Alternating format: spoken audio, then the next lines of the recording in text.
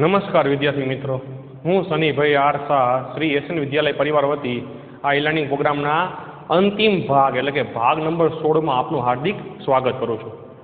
વિદ્યાર્થી મિત્રો, આ ભાગ સાથે આપણે અહીંયા પ્રકરણ નંબર 2 સંપૂર્ણપણે પૂર્ણ થશે. આ ભાગમાં ખૂબ જ અગત્યના પ્રશ્ન જે બોર્ડની પરીક્ષા માટે પૂછાઈ શકે તેવા છે અને પૂછાઈ ગયેલા પણ છે એવા પ્રશ્નની ચર્ચા કરવાના છીએ. તો ચાલો આ અંતિમ ભાગ 16ની અંદર આપણે ખૂબ જ અગત્યના પ્રશ્નની આપણે ચર્ચા કરી લેશું. અને આજના આ ભાગ 16ની અંદર જે કાંઈ પ્રશ્ન ચલાવવાના છીએ એટલે કે 3 પ્રશ્ન 2-2 માર્ક માટેના, જે તમારી નોટબુકમાં તમે આકૃતિ દોરીને ફેરબુકમાં નોંધી પણ લેશો. તો ચાલો શરૂ કરીએ. સૌથી પહેલો પ્રશ્ન એટલે કે 33મો પ્રશ્ન 2 માર્ક માટે. સ્ફટિક જળ એટલે શું? ઉદાહરણ સાથે સમજાવો. સ્ફટિક જળ એટલે શું? ઉદાહરણ સાથે સમજાવો. તો વ્યાખ્યા લખતા પહેલા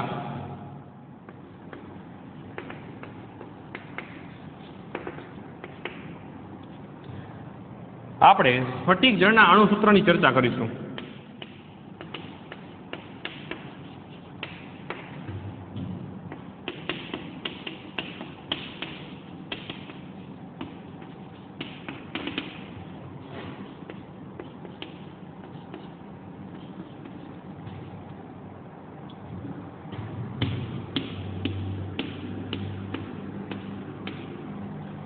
વિદ્યાર્થી મિત્રો, અહીં તમને પહેલા હું સ્ફટિક જળનું અણુસૂત્ર લખી આપીશ અને ત્યારબાદ તમને વ્યાખ્યા સમજવી ખૂબ જ સરળ રહેશે.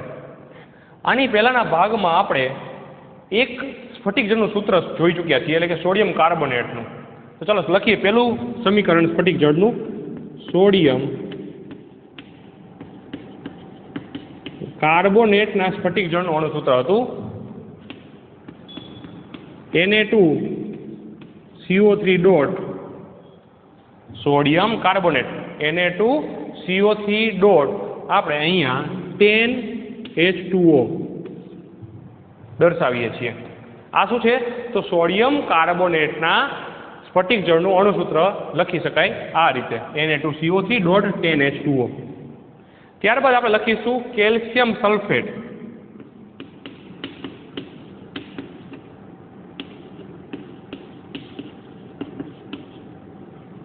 જેને આપણે જીપ્સમ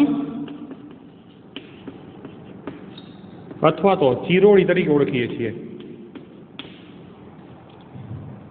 તો કેલ્શિયમ સલ્ફેટનું અણુસૂત્ર છે સ્ફટિક જળ માટેનું CaSO4 કેલ્શિયમ સલ્ફેટ જેને આપણે જીપ્સમ અથવા તો ચિરોળી તરીકે ઓળખીએ છીએ. તો કેલ્શિયમ સલ્ફેટ એટલે કે ચિરોળી અથવા જીપ્સમનું અણુસૂત્ર છે CaSO4 ડોટ 2H2O. આ રીતે આપણે દર્શાવી શકીએ. ત્યારબાદ આવે છે copper sulphate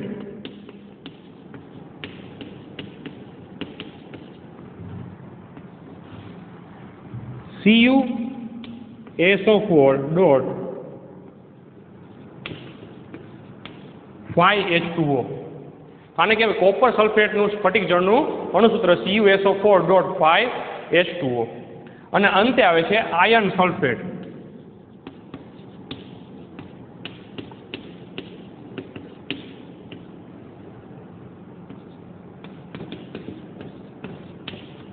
AcSO4 dot 7H2O. વિદ્યાર્થી મિત્રો, આ જે અણુસૂત્ર છે સ્ફટિક જળનું જે પરીક્ષામાં MCQ સ્વરૂપે ખૂબ જ અગત્ય રીતે પૂછાઈ શકે છે અને ખૂબ જ અગત્યનું છે ઓપ્શનલ એટલે કે વિભાગ A માટે. તો આ સ્ફટિક જળના અણુસૂત્રો પરથી હવે આપણે એની વ્યાખ્યા જોઈશું. તો સ્ફટિક જળની વ્યાખ્યા શું છે? તો સ્ફટિક જળ એટલે કે કોઈ એક એવા પદાર્થ, તો સ્ફટિક સ્વરૂપે રહેલ પદાર્થ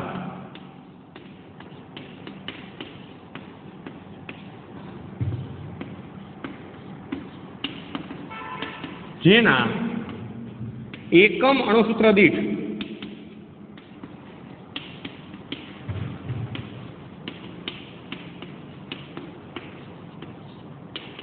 તેની સાથે જોડાયેલ અથવા સંકળાયેલ નિશ્ચિત પાણીના અણુની સંખ્યા જેને સ્ફટિક જળ કહે છે.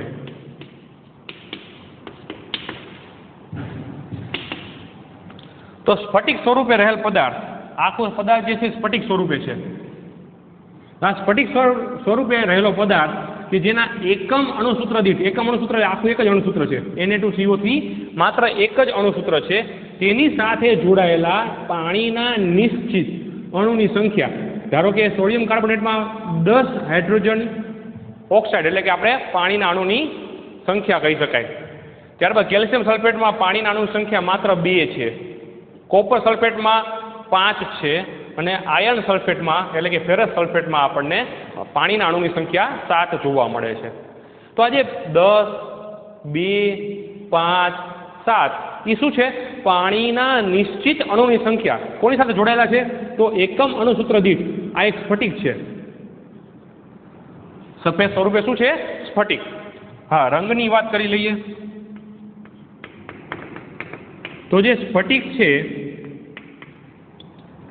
તે સફેદ રંગના હોય છે અને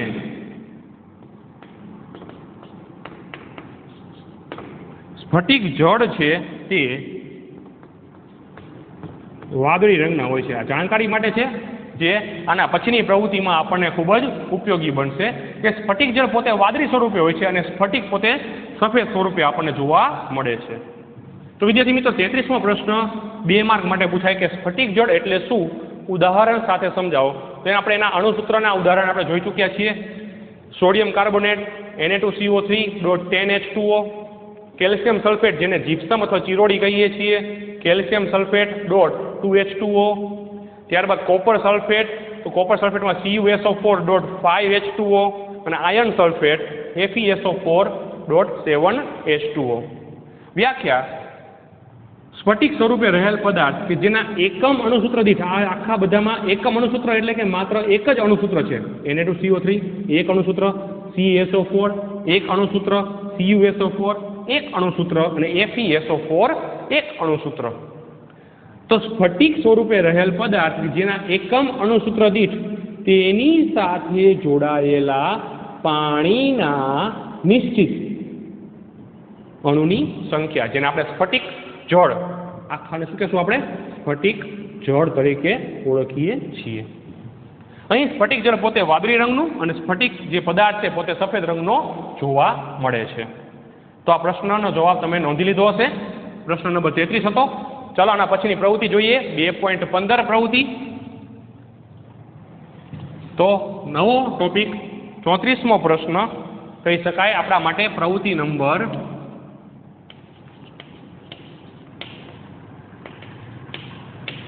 2.15.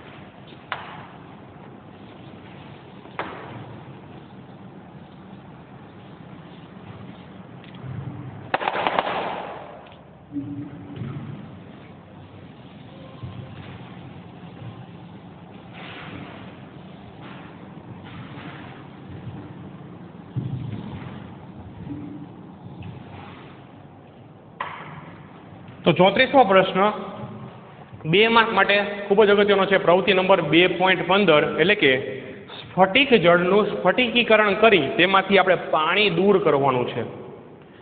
તો પ્રશ્ન લખીશું પ્રવૃત્તિ 2.15 છે ટેક્સ્ટ બુકની અંદર. 34મો પ્રશ્ન કે સ્ફટિક જળનું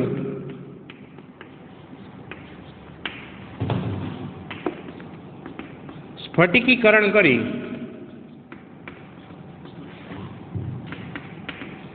તેમાંથી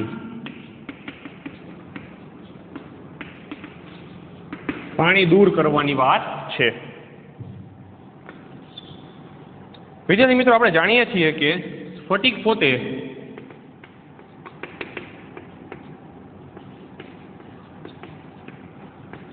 સફેદ રંગના હોય છે અને સ્ફટિક જળ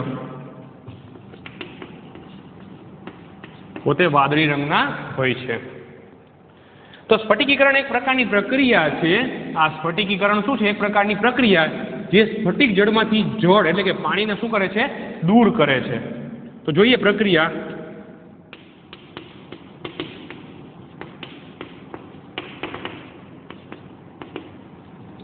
તો આપણે એક પ્રક્રિયા લેશું અહીંયા કેલ્શિયમ સલ્ફેટ અથવા તો કોપર સલ્ફેટની પ્રક્રિયા લેશું આપણે. તો કોપર સલ્ફેટ અથવા કેલ્શિયમ સલ્ફેટ કોઈ પણ આપણે સ્ફટિક જળ લઈ શકાય. તો કોપર સલ્ફેટ જેના સ્ફટિક જળનું અણુસૂત્ર આપણે જાણીએ છીએ કે CuSO4.5H2O, જેને ગરમ કરવાથી આપણને કોપર સલ્ફેટ સ્ફટિક સ્વરૂપે મળી આવશે અને પાણીના અણુ શું થાય છે? દૂર થાય છે.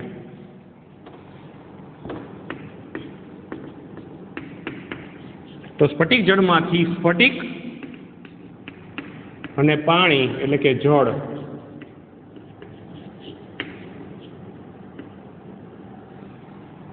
અલગ પડે છે. તો સ્ફટિક જળને ગરમ કરવાથી આપણને સફેદ રંગમાં સ્ફટિક મળી આવે છે અને તેમાંથી પાણી દૂર થાય છે.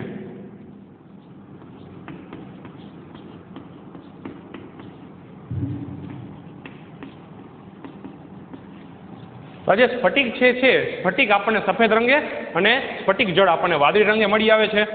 આ જ પ્રક્રિયા ઉલટી કરી નાખીએ. સફેદ રંગના સ્ફટિકમાં જો પાણી ઉમેરી દઈએ તો સ્ફટિક જળ જે બનશે કેવા રંગનું બનશે? વાદળી રંગનું બનશે. ચાલો એક આકૃતિ દોરીએ એના માટે.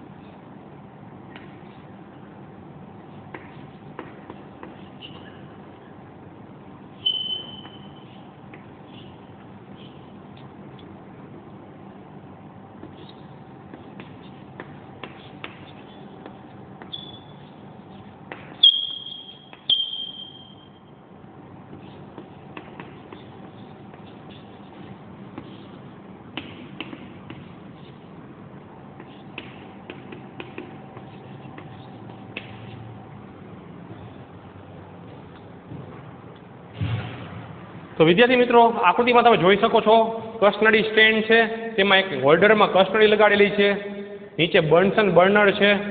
हवे अहीं स्फटिक जड़नमां जे अणुसूत्रनी वात आवे CuSO4.5H2O, तो आ कॉपर सल्फेटना स्फटिक जड़ने गरम करवाथी तेमांथी बाष्प छूटी पड़े छे अने सफेद रंगमां आपणने स्फटिक जोवा मळे छे। तो स्फटिक जड़ने गरम करवाथी आपणने स्फटिक अने पाणी बाष्प स्वरूपे शुं पड़े छे? छूटुं पड़े छे। तो अहीं जे स्फटिक जड़नी वात करीए छीए आपणे ते पोते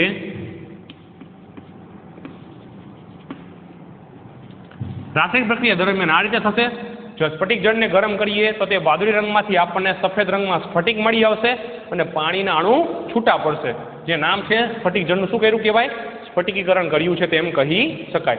अने आ ज स्फटिकमां जो पाणी उमेरवामां आवे तो आपणने फरीथी शुं मळशे?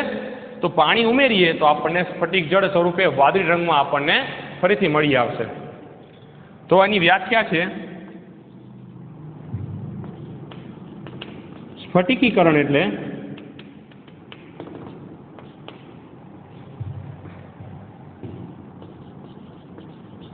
स्फटिक जड़ने गरम करवाथी निपज स्वरूपे स्फटिक अने पाणी अलग थई जाय छे।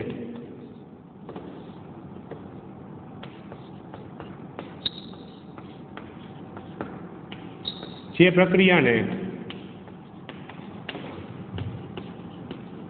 स्फटिकीकरण कहीए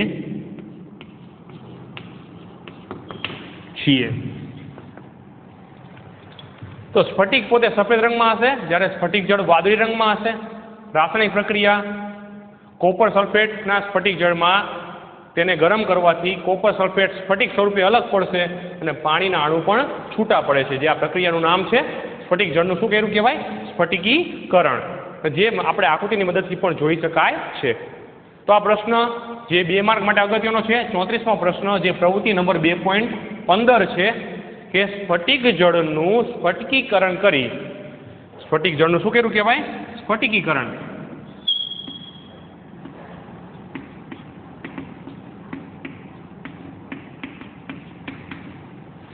आ स्फटिक जड़नुं स्फटिकीकरण करी तेने गरम करी तेमांथी स्फटिक अने पाणीना अणुने छूटा पाड़ी शकाय छे। जे आकृतिनी मददथी आपणे आ प्रश्नमां जोई चूक्या छीए, जे तमारी नोटबुकमां तमे आकृति दोरी नोंधी लीधुं हशे। तो विद्यार्थी मित्रों आ हतो 34मो प्रश्न एटले के प्रवृत्ति 2.15। चलो आ प्रकरणनो छेल्लो प्रश्न खूब ज अगत्यनो प्रश्न 2 मार्क माटे जे बोर्डनी परीक्षा माटे खूब ज मोस्ट आईएमपी छे ते आपणे जोवा जई रह्या छीए। तो चलो शुरू करिए। आ प्रकरणनो छेल्लो प्रश्न एक प्रश्न नंबर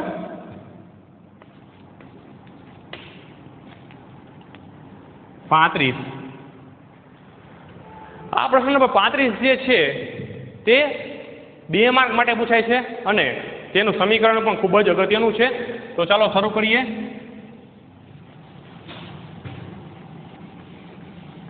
आ प्रकरणनो अंतिम तबक्को अंतिम प्रश्न मोस्ट आईएमपी।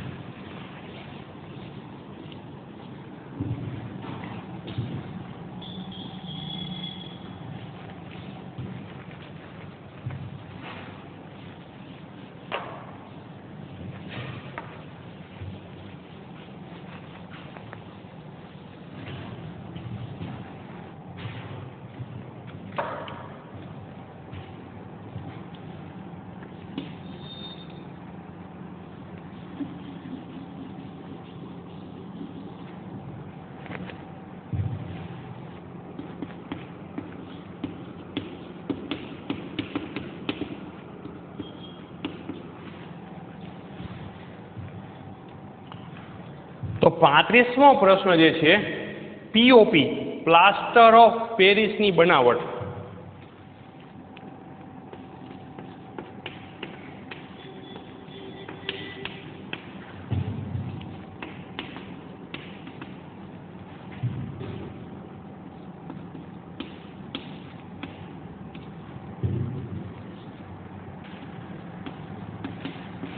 અને ઉદાહરણ.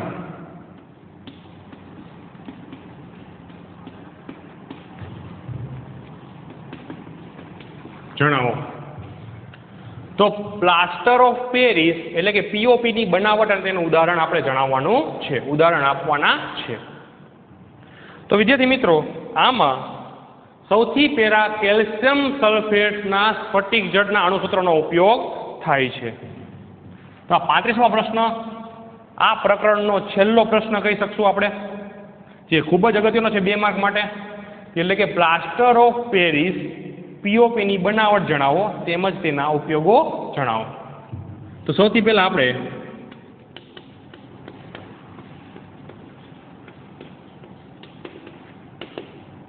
રાસાયણિક સમીકરણની ચર્ચા કરીશું.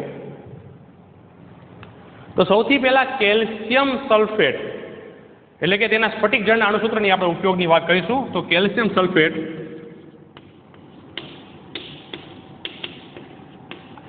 જેને 373 કેલ્વિન તાપમાને ગરમ કરવાથી કેલ્શિયમ સલ્ફેટના એટલે કે CaSO4.2H2O આ કેલ્શિયમ સલ્ફેટના જે સ્ફટિક જળનું અણુસૂત્ર છે ઘન સ્વરૂપે તેને ગરમ કરવામાં આવે 373 કેલ્વિન તાપમાને, તો આપણને પીઓપી એટલે કે પ્લાસ્ટર ઓફ પેરિસ તેમાંથી પાણી છૂટું પડશે, કારણ કે આ સ્ફટિકીકરણની પ્રક્રિયા છે.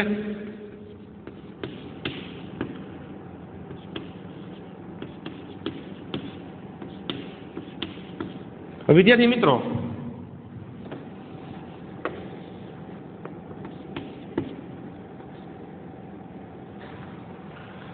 બે મોલમાંથી આપણે અહીં અડધો અણુનો ઉપયોગ કર્યો છે પાણીના. તો વધ્યા કેટલા? તો 2 માંથી અડધો વપરાણો તો 1.5 વધ્યો છે. તો 1.5 ને કેવી રીતે લખાય? 1/2 H2O. તો આ રીતે આપણે તેને દર્શાવી શકાય. પણ અહીં લિક્વિડ સ્વરૂપે પણ છે, જેને આપણે અહીંયા ગરમ કરીએ છીએ એટલે તે પોતે હવે બાષ્પ સ્વરૂપે રહેતો હોવાથી તેને આપણે અહીં ગેસ સ્વરૂપે દર્શાવીશું. તો CaSO4.2H2O જીપ્સમ અથવા શું કહેશું એને ચીરોડી, જેને ગરમ કરવાથી આપણને POP પ્લાસ્ટર ઓફ પેરિસ મળી આવે છે અને પાણીના અણુ છૂટા પડે છે, જેને આપણે સ્ફટિકીકરણની પ્રક્રિયા કહેશું.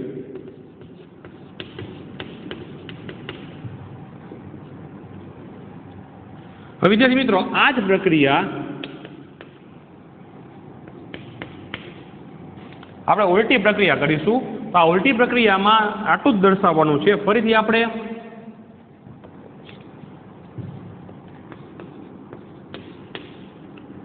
કેલ્શિયમ સલ્ફેટ .1/2 H2O જેને આપણે પીઓપી કહીએ છીએ.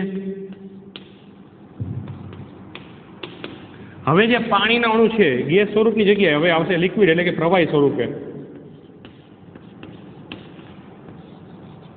અને બંનેને ભેગું કરતા આપણને ફરીથી મળશે જીપ્સમ એટલે કે ચીરોડી.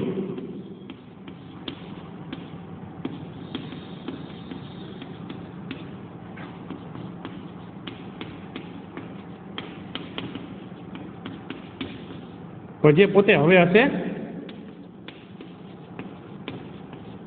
સખત સ્વરૂપે. એક ફેરફાર જોયો વિદ્યાર્થી મિત્રો, જીપ્સમ કે ચીરોડીને 373 કેલ્વિન તાપમાને જીપ્સમ કે ચીરોડીને 373 કેલ્વિન તાપમાને તેનું સ્ફટિકીકરણ કરવાથી આપણને પ્લાસ્ટર ઓફ પેરિસ મળી આવે છે અને પાણીનો અણુ વાયુ સ્વરૂપે એટલે કે બાષ્પ સ્વરૂપે મુક્ત થાય છે. હવે આ બાષ્પને ઠંડી પાડીએ અને આ જ પ્રક્રિયા ઊંધી કરીએ એટલે કે પીઓપીની પ્રક્રિયા હવે પાણી સાથે કરીએ તો ફરીથી આપણને જીપ્સમ એટલે કે ચીરોડી મળી આવે છે, પણ તે હવે સખત સ્વરૂપે મળી આવશે. તો વિદ્યાર્થી મિત્રો, આ પ્રક્રિયા જે હતી તે હતી પ્લાસ્ટર ઓફ પેરિસ એટલે કે પીઓપીની બનાવટ. તો પ્લાસ્ટર ઓફ પેરિસ એટલે કે પીઓપીની બનાવટ તેની આપણે સમીકરણની વાત કરી ચૂક્યા છીએ. જે સમજૂતી સ્વરૂપે લખવું હોય તો આપણે તેને આ રીતે લખી શકાય. તો 35મો પ્રશ્ન 2 માર્ક માટે આ રીતે લખી શકાય કે જીપ્સમ કે ચીરોડીનું 373 કેલ્વિન તાપમાને તેનું સ્ફટિકીકરણ કરતા આપણને પીઓપી અને બાષ્પ મળી આવે છે.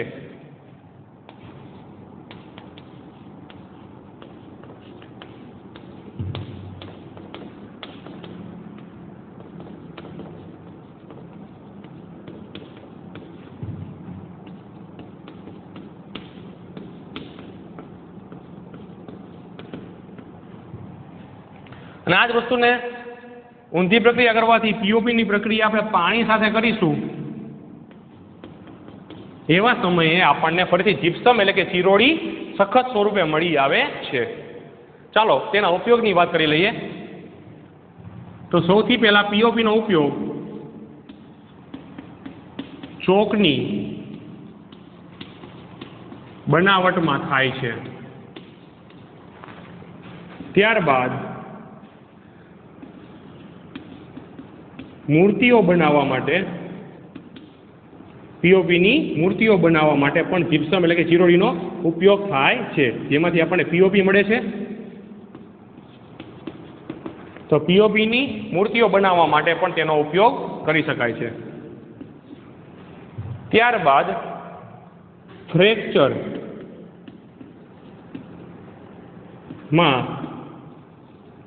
હાડકાની મૂળ સ્થિતિમાં લાવવા માટે પણ પીઓપીનો ઉપયોગ થાય છે. એટલે પ્લાસ્ટર ઓફ પેરિસના જે આપણે પાટાઓ પહેરીએ છીએ તો જે સમયે ફ્રેક્ચર થયેલું હોય ત્યારે ડૉક્ટર આપણને તે પીઓપીનો પાટો બાંધી આપે છે, કારણ કે ત્યાં રહેલા હાડકાને ક્યાં લાવવાની છે, તેની મૂળ સ્થિતિમાં પાછું લાવવા માટે ત્યાં પ્લાસ્ટર ઓફ પેરિસનો પાટો બાંધવો ખૂબ જ અગત્યનો હોય છે. તો હાડકાના ફ્રેક્ચર સમયે હાથે કે પગે જ્યારે હાડકામાં ફ્રેક્ચર થયેલું હોય છે તેવા સમયે આ પીઓપીનો પાટો બાંધીને હાડકાને પોતાની મૂળ સ્થિતિમાં લાવી શકાય છે. ત્યારબાદ ઘરના બાંધકામમાં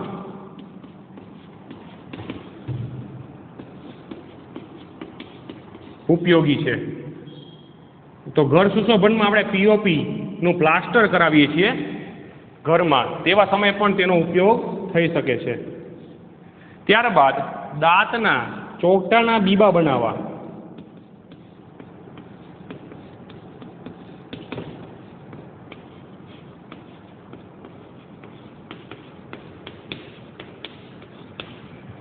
તો દાંતના ચોકઠાના બીબા બનાવવા માટે પણ પીઓપીનો ઉપયોગ થાય છે.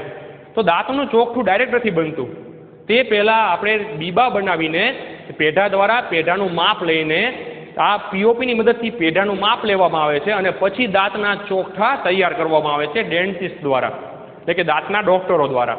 તો પહેલાં દાંતના પેઢાનું માપ લઈને પીઓપી દ્વારા દાંતના પેઢાનું માપ લઈને પછી માળખું તૈયાર કરવામાં આવે છે.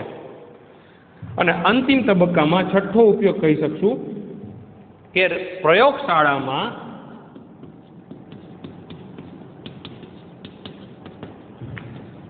રસાયણોની બોટલોને હવા ચુસ્તપણે બંધ કરવા માટે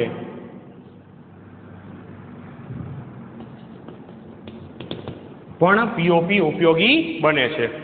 તો આ કુલ 6 ઉપયોગો જે છે તે પીઓપીના ઉપયોગો છે. તો ફરીથી એકવાર આપણે જોઈ લેશું નવો પ્રશ્ન, અંતિમ પ્રશ્ન એટલે કે 35મો પ્રશ્ન 2 માર્ક માટે. પ્લાસ્ટર ઓફ પેરિસ પીઓપીની બનાવટ ઉદાહરણ સાથે જણાવો. તો પ્રક્રિયા છે જીપ્સમ એટલે કે ચીરોડીને 373 કેલ્વિન તાપમાને તેનું સ્ફટિકીકરણ કરતા પીઓપી મળી આવે છે અને બાષ્પ સ્વરૂપે પાણીનો અણુ છૂટો પડે છે. આ જ પ્રક્રિયા ઉલટી કરી દઈએ તો આપણને ફરીથી જીપ્સમ કે ચીરોડી મળી આવે છે, પણ હવે તે સખત સ્વરૂપે જોવા મળે છે.